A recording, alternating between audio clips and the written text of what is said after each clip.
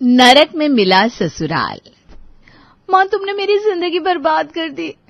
ऐसा नहीं है बेटा, ऐसा नहीं बोलते। ऐसा ही है माँ, तुमने दीदी की शादी तो इतने अच्छे घर में कर दी और मुझे देखो कहाँ पटक दिया।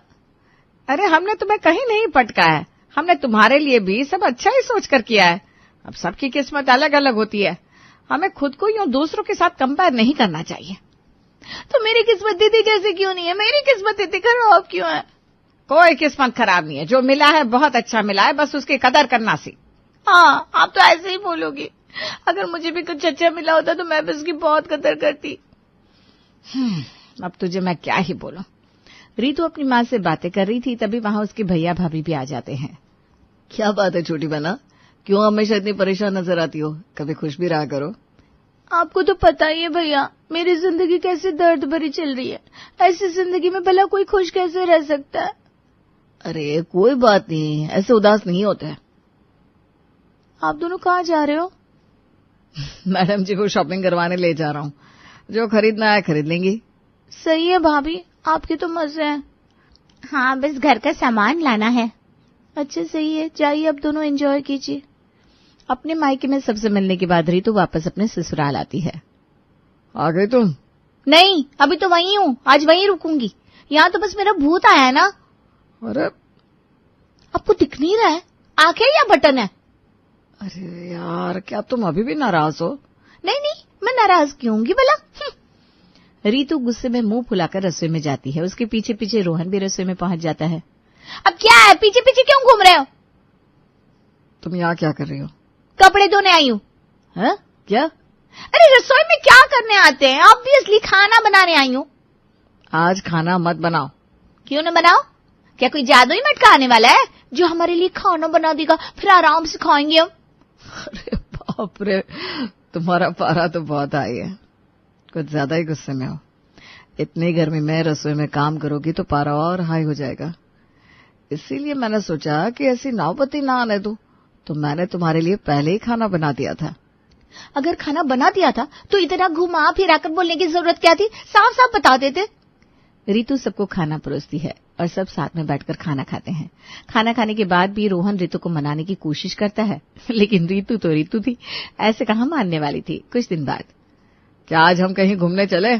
नो। क्या? नहीं, इतना फालतू टाइम नहीं है मेरे पास। वैसे भी मुझे पता है, यहीं कहीं आसपास घुमा कर ले आओगे घर। रीतू गुस्से में जवाब देती है और तैयार होने लगती है। समझ गया, तुम कभी कुछ डायरेक्ट बोलोगी नहीं। तुम मेरे साथ जाना चाहती हो, इसीलिए रेडी हो रही हो ना? जी नहीं, मैं आपके साथ कहीं नहीं जा रही हूँ। तो? मैं अपने मायके जा रही हूँ, आज दीदी भी आएंगी। ठीक है, चलो मैं तुम्हें छोड़ देता हूँ। रोहन रीतू को उसके मायके छोड़ आता है। हेलो दीदी, कैसी हैं आप? मैं तो अच्छी हूँ बिल्कुल। हाँ, अच्छा तो आपको होना ही था, जीजा जी इतने लाड प्यार से जो रखते हैं आपको। पगली, आप शर्मा गई? अच्छा तुम बताओ। मेरा तो पूछो ही मत दीदी, आपको तो पता ही है। बस इसका फिर से चालू हो गया। तो मम्मी मैं कहाँ कुछ गलत कह रही हूँ? जो कह रही हूँ सही तो कह रही हूँ। देखो रीतू, जैसा तुम सोचती हो ना वैसा होता नहीं है। हमें सीमा आगे कुछ बोल पाती कि उसके फोन पर कॉल आने लगती है।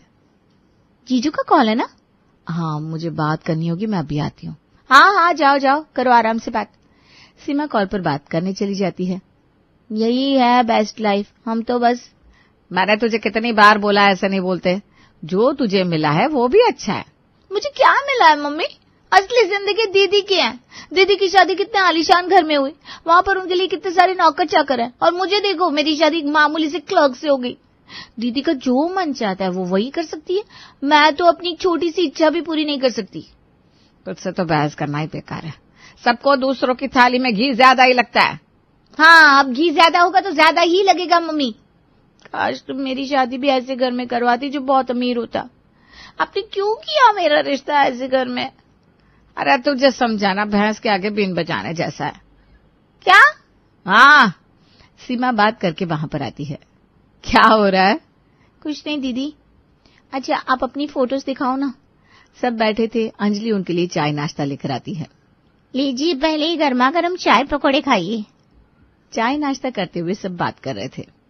तो दीदी क्या आप सच में स्विट्जरलैंड के बाद मलेशिया जा रही है? हाँ, नेक्स्ट मंथ का प्लान है, बाकी देखते हैं। सही है दीदी, एक तरफ आपकी जिंदगी इतनी आलीशान और हमें देखो, हमें तो ढंग की शहर के अंदर एक छोटी सी ट्रिप भी नसीब नहीं होती। मेरी ना किस्मत ही फूटी है जो ऐसा पति मिला। ऐसा नहीं बोलते रितु, रोहन जी भी बहुत अच्छे हैं, कितना ध्यान रखते हैं तुम्हारा। मेरा ना मुंह मत खुलवाओ, क्या ख्याल रखते मुझे पता है, उससे ज्यादा ख्याल तो जीजा जी आपका रखते हैं। और हमारे भैया को देखो, हमारी प्यारी भाभी का कितना ध्यान रखते हैं, उनकी हर विश पूरी करते हैं भैया। मैं ना फंस गई हूँ शादी करके। रीतू, मैं तो तुम्हें यही समझाऊंगी कि हमें कभी अपनी लाइफ को लेकर इतना नेगेटिव फील नहीं करना चाहिए। हमें जो मिलता है हमेशा अच्छा ही मिलता है। हाँ रीतू, हर चमकती चीज सोना नहीं होती। आप दोनों तो बोलोगे ही ना भाभी और दीदी, क्योंकि आपको सब अच्छा जो मिला है। शाम को दोनों के पति उन्हें लेने आते हैं। सीमा का पति तो गाड़ी में ही बैठा था। रीतु उसके पास जाकर उससे बात करती है। जीजा जी नमस्ते। नमस्ते नमस्ते। मैंने सुना है आप तो दीदी का बहुत ख्याल रखते हैं। वो तो है ही, मेरी बात ही अलग है। वो तो है। आइए ना, अंदर आइए। अरे नहीं नहीं, बाद में कभी। अच्छा अब चले, देर हो रही है। जी चलिए ना। सीमा चली जाती है। तभी वहां रीतु का पति रोहन भी आता है। रोहन विमला के पैर छूकर, मम्मी जी नमस्ते। नमस्ते बेटा, नमस्ते, जीते रहो। आओ बेटा अंदर आओ।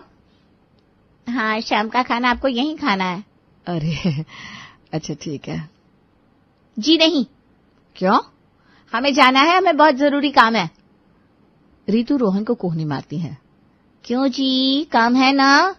हाँ हाँ, एक काम है। मम्मी हम चलते, बाद में मिलेंगे। दोनों बाइक पर सवार होकर चल पड़ते हैं। लेकिन रीतु तो बहुत गुस्से में थी। उसका गुस्से का गुब्बारा तो फूट पड़ता है और उसकी रेलगाड़ी शुरू हो जाती है। दीदी का सही है, कितनी महंगी गाड़ी में लेने आए थे जीजू, और एक मुझे देखो कैसी फटीचर सी बाइक पर जाना पड़ रहा है। बहुत बेइज्जती हुई है मेरी। इससे अच्छा होता मैं खुद अकेली ही आ जाती। हर दिन एक जैसे नहीं होते मैडम, एक दिन हमारा भी दिन आएगा। देखो मैं तुम्हारे हर ख्वाब पूरे करना चाहता हूँ। रहने दो अभी, मेरे ख्वाब तो बस ख्वाबों में ही पूरे होंगे, इतनी अच्छी किस्मत नहीं है मेरी। रीतु बड़बड़ाते हुए घर तक पहुंच जाती है। घर पहुंचने के बाद वो गुस्से में अंदर जाती है। उसे गुस्से में लाल देखकर उसकी सास रोहन से पूछती है, क्या बात है, आज बहू बड़े गुस्से में है? हमेशा ऐसे गुस्से में क्यों रहती है ये? कुछ नहीं माँ, मेरी ही गलती है। मैंने जरा किसी बात पर ज्यादा बोल दिया, इसलिए उसका मूड ऑफ है। तुम चिंता मत करो, थोड़ी देर में ठीक हो जाएगी। अच्छा ठीक है, जरा ध्यान रखा कर बेटा। हाँ माँ। हाय बेचारा रोहन, रीतु के लिए क्या क्या नहीं करता। लेकिन रीतु, मेरा पति मेरे लिए करता ही क्या है? सब अपनी बीवियों को महंगे महंगे रेस्टोरेंट में लेकर जाते हैं, और ये मुझे ढाबे पर लेकर गया। बताओ, मुझे कहता है यहाँ का खाना बेस्ट है। क्या खाक बेस्ट है? होटल में ले जाने के पैसे नहीं थे, इसीलिए कुछ भी बहाना बना दिया। अपने कमरे में बड़बड़ाते हुए रीतु व्हाट्सएप स्टेटस देख रही थी। अरे आज ही दीदी ने नई कार खरीद ली, लेकिन अभी 2 दिन पहले जो कार लेकर आए थे वो भी तो बिल्कुल नई थी। अब फिर से इतनी महंगी कार ली। इसे कहते हैं जिंदगी। जीजा जी दीदी से कितना प्यार करते हैं, कितना ध्यान रखते हैं उनका। रोहन गर्मा गर्म चाय पकौड़े लेकर आता है। देखिए बीवी जी, हमने आपके लिए गर्मा गर्म पनीर और पालक के पकौड़े खुद अपने हाथों से बनाए हैं। सब अपने हाथों से ही बनाते, पैरों से कोई नहीं बनाता। डार्लिंग, तुम हमेशा ऐसे गुस्से में क्यों रहती हो? जब ऐसा पति मिला हो तो गुस्से में ही रहेंगे ना। लेकिन मैंने ऐसा क्या किया? अरे कुछ किया ही तो नहीं। दूसरों को देखो, उनके पति उनका कितना ध्यान रखते हैं, उन्हें महंगे महंगे रेस्टोरेंट में लेकर जाते हैं, अच्छी अच्छी ट्रिप्स पर लेकर जाते हैं, उनके पास कार है और हमारे पास खटारा। देखो ये सब मटेरियलिस्टिक चीजें हैं, इन चीजों में सिर्फ खुशी नहीं होती। तुम एक बार इन चीजों को अलग नजरिए से देखो, तब तुम्हें पता चलेगा कि जिंदगी कितनी हसीन होती है। फिलहाल तो मेरी जिंदगी बोरिंग है। रीतु उठकर वहां से जाने लगती है। अरे कहाँ जा रही हो? चाय पकौड़े तो खाती जाओ। आपने बनाया ना, खुद ही खा लो, मेरा मूड नहीं है। रीतु हर वक्त रोहन को कस कस कर ताने देती थी। उसे तो बस दूसरों की जिंदगी हसीन लग रही थी, लेकिन वो इस बात से अनजान थी कि वो अपनी जिंदगी अपने हाथों से खराब कर रही है। उसे पता नहीं था कि जो चीजें वो कर रही है उन सबका कितना गहरा असर होने वाला है कुछ दिन बाद। Happy birthday mummy. शुक्रिया बेटा। आज विमला का जन्मदिन था। सभी भाई बहन उनका जन्मदिन मनाने वहां इकट्ठा हुए थे। चलिए मम्मी, केक कट करते हैं। केक कट करके सब खाना खा रहे थे, तब सीमा के फोन पर बार बार उसके पति का फोन आ रहा था। क्या वो दीदी, कॉल उठा लो ना। नहीं कोई बात नहीं है। देखो जीजू आपसे कितना प्यार करते हैं, एक पल भी आपके बिना नहीं रह सकते। बार बार आपको मिस करते हैं, तभी तो हर 2 मिनट में कॉल करते रहते हैं। हाँ, दोबारा सीमा का फोन बजने लगता है। बेटा जा एक बार साइड में जाकर बात कर ले। हाँ मम्मी। सीमा बात करने जाती है। क्या थी इतनी देर से? कब से फोन कर रहा था? जहां जाती है वहां जाकर सब भूल ही जाती है कि कोई घर बार भी है तेरा। अभी इसी वक्त घर वापस आ। अरे लेकिन अभी सब यहाँ है, मैं थोड़ी देर में आ जाऊंगी ना। तूने एक बार में सुना नहीं मैंने क्या कहा? अभी के अभी घर आ, वरना तुझे पता है अंजाम क्या होगा। ठीक है मैं अभी आती हूँ। सीमा फोन काटकर हॉल में आती है और हड़बड़ाते हुए कहती है, मुझे जाना होगा। क्या हुआ दीदी, इतनी जल्दी क्यों जाना है? बस जाना होगा, जरूरी काम है। जीजा जी का प्यार कितना गहरा है, एक पल नहीं रह सकते तुम्हारे बिना। जाओ जाओ जल्दी जाओ। सीमा बिना कोई जवाब दिए वहां से चली जाती है। खाना पीना खत्म होने के बाद, आज रात तो यहीं रुक जा बेटा। हाँ, मेरा भी मन नहीं है जाने का। खाना खाकर जब रात को सब सो रहे थे तो बहुत तेज कुछ गिरने की आवाज आती है, जिससे रितु की आंख खुल जाती है। मम्मी ये किस चीज की आवाज थी, कुछ गिरा क्या? नहीं कुछ नहीं, तू बस चुपचाप सो जा। लेकिन मम्मी आवाज तो आई थी जैसे कोई चीज बहुत बुरी तरह टूटी हो, हमें देखना चाहिए ना। अरे मैंने कहा था कुछ नहीं है, बिल्ली बिल्ली होगी, रोज रात को आती है। तू जा सो जा, मैं देख कर आती हूँ, मुझे पानी भी पीना है। ठीक है देख लो, मैं सो जाती हूँ। विमला डरते हुए वहां से चली जाती है। अगले दिन सुबह, तू अकेले जा रही है? दामाद जी को बुला ले। मैं नहीं बुलाने वाली, मेरी लड़ाई हुई है, मैं अभी कुछ दिन यहीं रुकूंगी, मेरे जाने का मन नहीं है।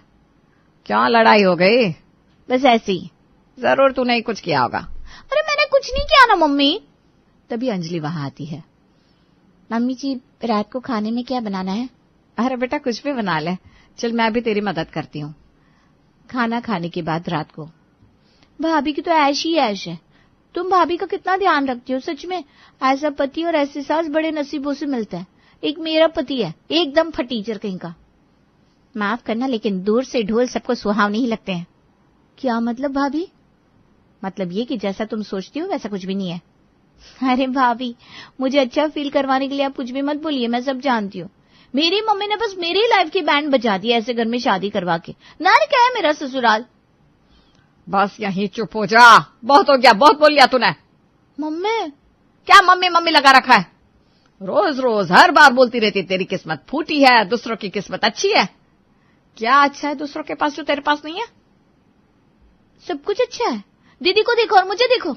अरे कुछ अच्छा नहीं है, जो तू सोचती है ना उससे भी बहुत अलग है सच्चाई। तेरे जीजा जी तेरी बहन को रोज मारते हैं। क्या?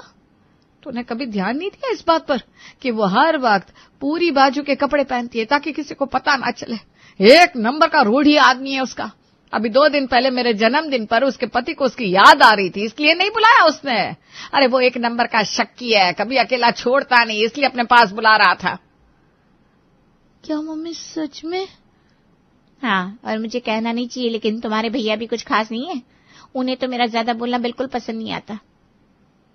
मैं उनके सामने एक आवाज तक नहीं निकाल सकती। कल रात को उन्होंने गुस्से में वाज तोड़ दिया और ये कोई पहली बार नहीं हुआ, उनका हर रोज का है। तो वो आवाज वैस की थी? हाँ, अभी शादी को ज्यादा वक्त नहीं हुआ और वो मुझे बच्चा करने के लिए फोर्स करते हैं। कल रात वो तो मम्मी जी ने आकर मुझे बचा लिया, वरना न जाने कितना कलेश बढ़ जाता। कल पूरी रात सोई भी नहीं। मम्मी जी है जो मेरा इतना साथ देती हैं। इसका मतलब जो मैं हमेशा कहती थी, सोचती थी, वो बिल्कुल भी सच नहीं है। सरासर गलत है सब। सिर्फ किसी को बाहर घूमने ले जाना या दूसरों के सामने उनके साथ अच्छा व्यवहार करने से कोई अच्छा नहीं बन जाता। हाँ, बल्कि वो इंसान तुम्हें सबके पीछे कैसा ट्रीट करता है ये सबसे ज्यादा मायने रखता है। दामाद जी ने तो तेरे साथ कभी ऐसा कुछ किया नहीं होगा ना। तू ही है जो हमेशा उन्हें कोसती रहती है। वो तेरे लिए इतनी मेहनत करते हैं, तेरा कितना ध्यान रखता है। तूने कभी सोचा जब तूने इतने ताने मारती है उनके दिल पर क्या बीतती होगी? इसीलिए मैं तुझे हमेशा कहती थी कि जो है उसकी हमेशा कदर कर। हमेशा पैसा सब कुछ नहीं होता, एक अच्छा जीवन साथी होना बहुत जरूरी है। ये सच सुनकर रितु की आंखों में आंसू आ जाते हैं। मम्मी आपने बिल्कुल सही कहा। मम्मी भाभी मुझे माफ कर दो, मुझे नहीं पता था भाभी आपकी इन हालातों से गुजर रही हो। मैंने कभी किसी चीज पर ध्यान ही नहीं दिया। कोई बात नहीं रितु, तुम्हें हमसे माफी मांगने की जरूरत नहीं है, लेकिन हाँ, कोई है जिनके लिए ये सुनना बहुत जरूरी है। हाँ बेटा, अभी भी वक्त है, सब सुधार ले, वरना अपनों के दिए हुए घाव बड़े गहरे होते हैं और उन्हें समय से ना भरो तो वे बढ़ जाते हैं। हाँ मम्मी, मैं अभी जा रही हूँ। अरे लेकिन अभी तो इतनी रात हो रही है बेटा। नहीं मम्मी, मुझे अभी जाना है। मम्मी जी जाने दो, पहली बार रितु कुछ ठीक कर रही है। रीतू को अपनी गलती का एहसास हो गया था। वो बिना समय गवाए तुरंत ऑटो करती है और अपने ससुराल पहुंच जाती है। रोहन जी, रोहन जी। रितु को इतना हड़बड़ाता हुआ देखकर, अरे क्या हुआ इतनी रात को यहाँ? तुमने तो कहा था वापस नहीं आओगी इस फटीचर सी जगह पर, और अभी। प्लीज मुझे माफ कर दीजिए, मैंने बहुत बड़ी गलती की है। मुझे अपनी गलती का एहसास हो गया है। क्या?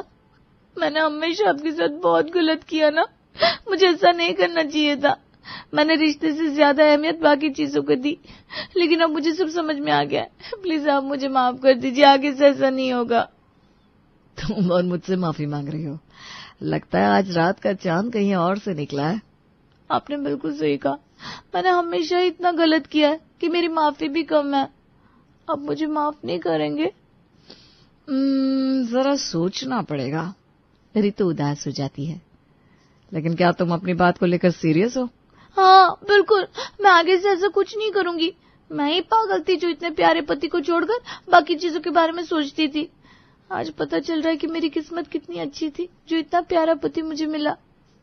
OMG, मेरी पत्नी पहली बार मेरी इतनी तारीफ कर रही है। इस बार तो माफ करना ही पड़ेगा। सच्ची? मुझे गौरव, तू ये सजावट ठीक से कर रहा है या नहीं? तेरा टेस्ट तो हमेशा से खराब है। आप चिंता मत करिए, मैं देख रही हूँ ना। बस मिठाइयों का ध्यान रखना, मेहमानों के लिए सब परफेक्ट होना चाहिए। मधु, मुझे लग रहा है ये लाल रंग की सजावट अच्छी लगेगी, क्या कहती हो? बिल्कुल मम्मी जी, ये रंग तो सबसे बढ़िया लगेगा। मुझे भी कोई काम बताओ, मैं भी करूंगा। जाओ, तुम जाकर नई चाची के लिए कोई अच्छा सा वेलकम कार्ड बनाओ। यस, अभी बनाता हूँ। अरे वाह, कितनी रौनक हो रही है आपके घर में, बहुत ही अच्छे से सजाया है। मम्मी जी, ये माला कहाँ रखनी है, यहाँ या फिर यहाँ? अरे मेरे सर पे। क्या मम्मी जी आप भी? मैं तो इसलिए पूछ रही हूँ ताकि कोई गलती ना हो। मेरे देवर की शादी बेस्ट होनी चाहिए। हाँ भाभी, सब कुछ बेस्ट होना चाहिए, आखिर मेरी शादी है। तुम फिक्र मत करो गौरव, सब कुछ परफेक्ट होगा। राहुल, मुझे लगता है कि लड्डू की जगह बालूशाही बांटनी चाहिए। मधु, आओ गुलाब जल लेकर आ जाओ ऊपर से। अरे वो तो मैं पहले ही ले आई थी, आप चिंता ना करो, मैंने सब इंतजाम कर लिया है। मधु, जरा ये सजावट देख लो। अरे लेकिन मेरी बात तो सुनो, बालूशाही ज्यादा स्वादिष्ट होती है। हाँ पापा, हम सब देख लेंगे, आप अपना दिमाग ना लगाओ। अरे बाहर गेंदे के फूल की माला लगाना तो रह गया। हाँ हाँ, जल्दी करो अब। अरे मैं क्या कहता हूँ, जयशंकर को अपने ही घर में ऐसा महसूस होता था जैसे वो कोई बाहर वाला है, उसे कोई भाव ही नहीं देता था। शाम हुई और गौरव शादी की शेरवानी पहनकर तैयार हो गया। शेरवानी नीले रंग की थी और उस पर सुनहरी कढ़ाई थी। भाभी, शेरवानी कैसी लग रही है? बहुत ही शानदार। गौरव, तुम पर ना नीला रंग खूब जच रहा है। गौरव, मुझे लगता है कि कोई हल्का रंग जैसे सफेद या क्रीम होता ना तो वो ज्यादा अच्छा लगता। पापा अब चुप रहो, आजकल नीले रंग का ट्रेंड है। हाँ पापा, गौरव सही कह रहा है। अब आप ना पुराने फैशन की बातें छोड़ दीजिए। बिल्कुल, हमें नए फैशन के हिसाब से चलना चाहिए। जयशंकर की बातों को अनसुना कर दिया गया। वो उदास होकर चुपचाप सबकी बातें सुनता रहा। राहुल, मैं तुमसे कुछ बात करना चाहता हूँ। पापा अभी समय नहीं है, शादी की तैयारियों में बहुत काम है। हाँ मम्मी, अभी आया। राहुल बिना सुने ही आगे बढ़ गया। शादी धूमधाम से संपन्न हो गई थी और अब प्रिया का गृह प्रवेश हो रहा था। पूरे परिवार और मोहल्ले वाले वहां जमा थे। अरे हटो यहाँ से, तुम्हें बीच में खड़ा होने की जरूरत नहीं है। मेरे अपने ही घर में मेरी कोई जगह नहीं है, बाहर वाले वहीं खड़े हैं और मैं साइड में। वाह। अब जब नई बहू की पहली रसोई का समय आता है तो सब लोग अपनी अपनी राय देते हैं। बहू, पहली रसोई में खीर बना ले। नहीं नहीं नहीं, मुझे खीर पसंद नहीं है, सूजी का हलवा बना लो। सूजी का हलवा भी कोई हलवा होता है? बनाना ही है तो गाजर का हलवा बनाओ। मम्मी, चाची से कहो ना कस्टर्ड बना ले। और ये सब छोड़ो, कुछ यूनिक बनाओ। Chocolate cake. ये भी कोई पहली रसोई में बनाने वाली चीज है? आप भी ना क्या बात करते हो। अरे हम सब अपना अपना बोले जा रहे हैं। बहू तुम बताओ, तुम क्या बनाना चाहती हो? मुझे तो सब सही लगता है, मैं तो कुछ भी खा सकती हूँ। पापा जी ने नहीं बताया, पापा जी से पूछ लेती हूँ। अरे उनसे पूछने की कोई जरूरत नहीं है, तुम्हें जो सही लगे वो बना लो। पर अरे मम्मी सही कह रही है, तुम अपनी मर्जी का बनाओ, आज हम सब तुम्हारी पसंद की चीज खाएंगे। प्रिया को थोड़ा अजीब लगता है कि इन लोगों ने उसके ससुर को ऐसे साइडलाइन क्यों कर रखा है। फिलहाल वो किचन में जाती है और थोड़ी थोड़ी हर चीज बनाकर लाती है। अरे वाह, तुमने तो सबकी ख्वाहिश पूरी कर दी। आखिर पत्नी किसकी है? अरे आखिर बहू किसकी है? आहा, आखिर देवरानी किसकी है? वो सिर्फ मेरी चाची है। बिल्कुल सही, मैं सिर्फ रिंकू की चाची हूँ। अरे पापा जी कहाँ है, वो भी खा लेते। अरे उन्हें छोड़ो। कैसी बात कर रही हैं आप मम्मी जी, वो भी हमारे घर का अहम हिस्सा है, बल्कि मैं तो कहूँगी सबसे अहम हिस्सा है। ऐसा कुछ नहीं है, तुम उन्हें छोड़ो और खीर पर ध्यान दो। लेकिन अरे क्यों इतना फिक्र कर रही हो? वो आएंगे तो खा लेंगे, अगर कुछ बच गया तो। चाची अब दादाजी के लिए अलग निकाल कर रख दो ना। हाँ, मैं यही करने जा रही थी। प्रिया सोचती है कि बड़ों से बेहतर तो ये बच्चा है जो कम से कम एक बूढ़े आदमी के बारे में सोच तो रहा है। बाद में प्रिया ने गौरव से इस बारे में अकेले में बात की। ए जी, मुझे ना आपसे कुछ बात करनी है। हाँ बताओ, क्या हुआ? मैंने महसूस किया है कि इस घर में सब मिलजुल कर रहते हैं, लेकिन पापा जी सबसे अलग रहते हैं और कोई उन्हें इंक्लूड भी नहीं करता। अरे नहीं नहीं, ऐसा कुछ नहीं है, तुम ज्यादा ही सोच रही हो। पर मैं ये चीज़ इस घर में कदम रखने से लेकर अभी तक नोटिस कर रही हूँ। जब मेरा गृह प्रवेश हो रहा था उस समय भी मम्मी उन पर चिल्ला दी थी सबके सामने। मुझे काफ़ी अजीब लगा था। हाँ, इतना उतना तो हो ही जाता है, कोई बड़ी बात नहीं है, तुम इतना मत सोचो, सो जाओ आराम से। मैं तो सो जाऊंगी, लेकिन वो आपके पिता हैं, इस घर के मुखिया हैं, उनके साथ ऐसा नहीं होना चाहिए। ठीक है, मान ली तुम्हारी बात, वो मेरे पिता है ना, तो उनके बारे में मैं सोच लूंगा, बस तुम मत सोचो। अब इसके आगे कुछ मत बोलना, मैं सोने जा रहा हूँ। ओके। एक बात और, वो इस घर के मुखिया नहीं है, इस घर की मुखिया मेरी माँ है। ये कहकर गौरव करवट बदलकर लेट गया और सो गया। प्रिया समझ नहीं पा रही थी कि आखिर ऐसा क्यों है। अगले दिन उनके घर कुछ मेहमान आए। बहू, मेहमानों के लिए चाय बना लो। जी मम्मी जी। अरे दूध तो है ही नहीं। मम्मी जी यहाँ आइए ना। क्या हुआ? दूध खत्म हो गया है, रिंकू से बोलिए ना पास वाली दुकान से ले आए। अरे रिंकू से कहने की क्या जरूरत है, मैं अभी इनसे बोलती हूँ। जी इधर आओ जल्दी। हाँ क्या हुआ? जाओ दूध लेकर आओ। अरे अब पापा जी से क्यों कह रही हैं, मैं ही ले आती हूँ। अरे तुम क्यों लाओगी, इन्हें भी जरा हाथ पैर चलाने दो। जयशंकर जाता है और दूध लेकर आता है। प्रिया को किचन में दूध देकर वो जैसे ही बाहर आता है तो कामिनी चिल्लाकर उसे अपने पास बुलाती है। अरे कहाँ जा रहे हो, इधर आओ। क्या हुआ? पानी पिलाओ इन लोगों को। अच्छा अच्छा। ये तुम्हारा नौकर है क्या? कह सकती हो, रिश्ते में तो पति लगता है लेकिन काम से तो नौकर ही है। क्या तुम भी कामिनी? प्रिया चाय लेकर आती है और ये सब सुन लेती है। उससे बर्दाश्त नहीं होता लेकिन वो कंट्रोल करती है। फिर मेहमानों के जाने के बाद कामिनी से कहती है, मम्मी जी ये जो आप कर रही हैं ना, ये बहुत गलत है। क्या गलत काम कर दिया मैंने बेटा? आप जैसे मुझसे इतना प्यार से बात कर रही हैं, वैसे ही आपको पापा जी से भी ऐसे ही प्यार से बात करनी चाहिए, पर आपने तो उन्हें सबके सामने नौकर बना दिया। अरे वो तो मजाक था।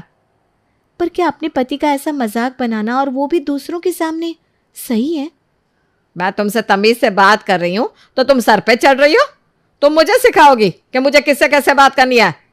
नहीं, मैं आपको कुछ नहीं सिखा रही हूँ, मुझे तो बस पापा जी के लिए बुरा लग रहा है इसलिए बोल रही हूँ। तुम्हारे सर पे अभी भी वही रात वाला भूत सवार है क्या? अरे पर अभी मम्मी जी ने। मैंने तुमको कल रात को ही बताया था ना कि इस घर की मुखिया मम्मी है, वो जो चाहे कर सकती हैं। और तुम बहू बनकर रहो, मदर टेरेसा बनने की कोशिश ना करो। ओके, जैसा आप लोगों को सही लगे। ये बोलकर प्रिया अपने कमरे में चली गई, लेकिन अभी भी उसके दिमाग में वही बातें चल रही थी। मैं किसी के साथ ऐसा होता नहीं देख सकती, मुझे कुछ तो करना पड़ेगा, पर क्या करूं मैं? तभी उसका फोन बजा। उसकी सहेली का फोन था। कैसी है मेरी बहन? मैं अच्छी हूँ, पर तू इतनी उदास क्यों लग रही है? क्या बताऊं यार, मेरे ससुराल में ससुर की कोई इज्जत ही नहीं करता। मैंने इन लोगों को बहुत समझाया पर कोई समझता ही नहीं। समझ में नहीं आ रहा क्या करूं। अरे बस इतनी सी बात, मैं तुझे एक प्लान बताती हूँ। बताना जल्दी से। प्रिया की सहेली उसे एक बेहतरीन प्लान बताती है जिस पर वो अगले दिन से ही अमल करना शुरू कर देती है। रिंकू, यहाँ आओ। जी चाची। मेरा एक काम करोगी? जरूर चाची, बताइए। प्रिया उसे अपना प्लान समझाती है, जिसे सुनकर रिंकू प्रिया की मदद करने के लिए तैयार हो जाता है। मधु, ये रिंकू कहाँ है? रुकिए, अभी बुलाती हूँ। रिंकू, ए रिंकू, यहाँ आओ। तुम्हें पापा बुला रहे हैं, उनकी बात सुनो। अभी मैं कुछ जरूरी काम कर रहा हूँ, बाद में सुनूंगा। अरे ये क्या बात हुई? ये बदतमीजी तुमने कहां से सीखी? चलो इधर आओ। रुको, मैं खुद इससे बात करता हूँ। क्या बात है बेटा, नाराज हो क्या मुझसे? पर रिंकू कोई जवाब नहीं देता। बेटा, मैं तुमसे कुछ पूछ रहा हूँ, तुम्हें सुनाई नहीं दे रहा है क्या? और आपको समझ में नहीं आ रहा है क्या कि मैं आपको इग्नोर कर रहा हूँ? गो पापा, मैं होमवर्क कर रहा हूँ। पापा से ऐसे बात करते हैं? माफी मांगो। नहीं, रहने दो मधु, लगता है वो अभी परेशान है। मूड ठीक होगा तो सही हो जाएगा। राहुल जो जयशंकर के साथ किया करता था, अब जब उसके साथ हुआ तो उसे बड़ा अजीब लगा, लेकिन उसे अभी इसका रीजन समझ में नहीं आया था। मधु दीदी, आज कुछ खाना बनाने का मन नहीं हो रहा है, बाहर से ऑर्डर कर ले। बाहर से? लेकिन हाँ मम्मी, प्लीज बाहर से ऑर्डर करो ना। चलो ठीक है, सबसे पूछ लो कौन कौन क्या क्या खाएगा। पापा जी, आप क्या खाएंगे? अरे उनसे क्या पूछ रही हो, मैं बता रही हूँ ना। इनके लिए उड़द की दाल ऑर्डर कर लो। मेरे लिए चाउमीन। और जेठ जी के लिए? उनसे भी तो पूछ लो। अरे उनसे क्या पूछना है, कुछ भी ऑर्डर कर दो उनके लिए। तुझे शर्म नहीं आती अपने पापा के लिए ऐसे बोल रहा है? तो क्या हुआ? थप्पड़ पड़ जाएगा। अरे क्यों मेरे बच्चे को थप्पड़ मार रही हो, क्या हुआ? ये बहुत बदतमीज हो गया है। कह रहा है आपसे पूछने की क्या जरूरत है, कुछ भी ऑर्डर कर दो आपके लिए। बेटा, मैंने तुम्हारी एक बदतमीजी इग्नोर कर दी तो इसका मतलब तुम ये बार बार करोगे? बदतमीजी क्या पापा, मैं तो वही कर रहा हूँ जो आप करते हो। आप भी तो अपने पापा से ऐसे ही बात करते हो, उनके लिए ऐसे ही बोलते हो। ये सुनकर सब लोग एक सेकंड के लिए सदमे में चले गए। प्रिया मन ही मन मुस्कुरा रही थी। हाँ, वो बड़ों वाली बात है, तुझे बड़ों की नकल करने की जरूरत नहीं है। नहीं पापा, मैं तो आपके जैसा ही बनना चाहता हूँ, तो जैसा आप करोगे वैसा ही मैं करूँगा। रिंकू की बातें सुनकर पहली बार राहुल को एहसास हुआ कि शायद वो अपने पिता के साथ गलत कर रहा था। वो कुछ नहीं बोल पाया और चुपचाप अपने कमरे में चला गया। इस दिन के बाद उसने अपने पिता से बदतमीजी करना छोड़ दिया। छोटी बहू कहाँ है? पता नहीं, थोड़ी देर पहले तो यहीं थी। देवर जी को पता होगा, उनसे पूछिए। गौरव, प्रिया कहाँ है? प्रिया घर में नहीं है, मुझे तो लगा वो किचन में है। मैं यहाँ हूँ। तुम बिना बताए कहाँ चली गई थी? कम से कम अपने पति को तो बताकर जाती। अरे इन्हें क्या बताना? ये क्या बोलने का तरीका है बहू? वो तुम्हारा पति है। पति है तो क्या पल्लू से बांध लूं? प्रिया, जबान संभाल कर बात करो। बाहर से थक कर आ रही हूँ, एक गिलास पानी नहीं पूछा और बकवास कर रहे हो। मैं अपने कमरे में जा रही हूँ, पानी लेकर आना। ये बोलकर प्रिया अपने कमरे में चली गई और वो सब लोग उसका मुंह देखते रह गए। अरे ये इस तरह से तुझसे बात कैसे कर सकती है? लगता है बेचारी परेशान है, मैं उसके लिए एक गिलास पानी लेकर जाता हूँ। कामिनी अपना सर पकड़कर बैठ जाती है। उधर गौरव जब कमरे में पहुंचता है तो प्रिया उससे कहती है, आपका बहुत बहुत शुक्रिया कि आपने मेरी बात समझी और इसमें मेरा साथ दिया। मुझे माफ़ कर दीजिएगा कि मैंने आपसे इस तरह से बात की, लेकिन ये ज़रूरी है। अरे तुम्हें माफ़ी मांगने की कोई ज़रूरत नहीं है। माफ़ी तो मुझे अपने पिता से मांगनी चाहिए कि मैं आज तक अपनी माँ के बहकावे में आकर उनकी बेइज्जती करता रहा। तुमने आकर मेरी आंखें खोल दी। घर के बाकी सदस्यों को पता नहीं था, लेकिन प्रिया गौरव को पहले ही सब कुछ समझा चुकी थी। ओ हेलो, जाओ किचन से जाकर ब्रेड लेकर आओ। अभी लाता हूँ। ओ हेलो, मेरे लिए चाय निकालो। अब निकालता हूँ। बहू, यह क्या तरीका है अपने पति से बात करने का? और तू क्यों इसकी सुन रहा है? मैं तो बस आपके नक्शे कदम पर चल रही हूँ। आप भी तो अपने पति से ऐसे ही बोलती हैं। और मैं अपने पापा के नक्शे कदम पर चल रहा हूँ, वो भी तो आपकी बात ऐसे ही मानते हैं ना मम्मी। कामिनी को कुछ समझ में नहीं आया कि वो इसका जवाब क्या दे। हमारे माँ बाप ही तो हमारे रोल मॉडल होते हैं, जैसे वो वैसे हम। ये लो कामिनी, ब्रेड जैम लगा दूं? आप बैठिए आराम से, मैं ले लूंगी। अब आई ना लाइन पर। कामिनी को भी अब अपनी गलती का एहसास हो गया था। अब वो भी जयशंकर से तमीज से पेश आने लगी थी, लेकिन एक मधु थी जो अभी भी उनसे बदतमीजी करती थी। सबकी समझ में आ गया, लेकिन ये मधु दीदी के समझ में नहीं आया कि पापा से तमीज से पेश आना चाहिए। ये सिर्फ इसलिए ना क्योंकि ये घर मेरे नाम है, तो मैं घर इनके नाम कर देती हूँ, सिंपल। नहीं नहीं, ऐसा करने से इज्जत कल भी पैसे की थी और आज भी पैसे की ही होगी। कुछ और करना पड़ेगा। मेरे पास एक आइडिया है, घर दीदी के नाम कर दीजिए। ये तुम क्या बोल रही हो? उससे क्या फ़ायदा होगा? आप घबराइए मत, मैं आपको पूरा प्लान बताती हूँ। पूरा प्लान सुनने के बाद सब राजी हो जाते हैं। अगले ही दिन कामिनी वो घर मधु के नाम पर कर देती है। बेटा, अब तो मैं बूढ़ी हो चुकी हूँ और ये जिम्मेदारी और नहीं ले सकती, इसलिए मैं चाहती हूँ कि अब ये घर जायदाद तेरे नाम कर दूँ। ये आप क्या बोल रही हैं माँ जी? ये फैसला हम सब ने सोच समझ कर लिया है। आज से इस घर की नई मालकिन तुम हो। मधु बहुत खुश होती है और घर के कागजात खुशी खुशी स्वीकार कर लेती है, लेकिन उसे पता नहीं था कि उसके साथ अब क्या होने वाला है। अगली सुबह, अरे आप लोग जल्दी बाहर आइए, आपके घर के बाहर जेसीबी खड़ी है। जेसीबी पर क्यों? क्या हुआ? आप लोग यहाँ क्या कर रहे हैं? सरकार की तरफ से ऑर्डर है कि आपका ये घर इलीगल है, हमें इसे तोड़ना पड़ेगा और इसके मालिक को जेल होगी, वो भी उम्र कैद। इसके मालिक आप ही है ना? अरे नहीं नहीं, इस घर की मालकिन मेरी पत्नी है, मधु। अरे क्या चल रहा है यहाँ? ये अंकल हमारा घर तोड़ने आए हैं और मम्मी को जेल में डालने। नहीं नहीं नहीं नहीं, ये नहीं हो सकता। मैं जेल नहीं जा सकती, मुझे बचाइए ना आप लोग। अरे क्यों रो रही हो बहू? अरे आपसे क्या मतलब है? चुप रहो आप। हमारा घर टूटने वाला है और दीदी को जेल हो रही है। ले जाइए भाभी को। हाँ हाँ ले जाइए, बाद में देखते हैं क्या करना है। ये आप लोग क्या बोल रहे हैं? नहीं नहीं नहीं, मेरे होते ये नहीं हो सकता। आप लोग ऐसे मेरे घर को नहीं तोड़ सकते। हम इस मुद्दे को कोर्ट में लेकर जाएंगे और अगर आपको किसी को जेल में डालना है तो मुझे डालिए, क्योंकि मैं इस घर का मुखिया हूं। ये सुनकर मधु हैरान रह जाती है। उसे यकीन नहीं होता कि जिस इंसान की वो इतनी बेइज्जती करती है, आज वही उसके लिए खड़ा है। वो जयशंकर के पैरों में गिर पड़ती है और माफी मांगने लगती है। मुझे माफ कर दीजिए पिताजी, सब लोग आपको भला बुरा कहते थे तो मैं भी कहने लगी, और फिर पैसों के लालच में मैंने कभी आपको इज्जत दी ही नहीं, पर आज मेरी आंखें खुल गई है। प्लीज ये घर टूटने से बचा लीजिए, अब बात पैसों की नहीं परिवार की है। मधु की माफी सुनकर सब लोग हंसने लगे। वह हैरान हो गई कि आखिर ये क्या हो रहा है। तब सबने उसे बताया कि ये एक प्लान था, उसे ये समझाने के लिए कि अपने बड़ों की इज्जत करना जरूरी है। वही बुरे समय में हमारे काम आते हैं और वही घर के स्तंभ होते हैं। प्रिया ने पूरे परिवार को बदल कर रख दिया था। अब सब लोग जयशंकर की इज्जत किया करते थे और उससे बहुत प्यार से बात भी करते थे।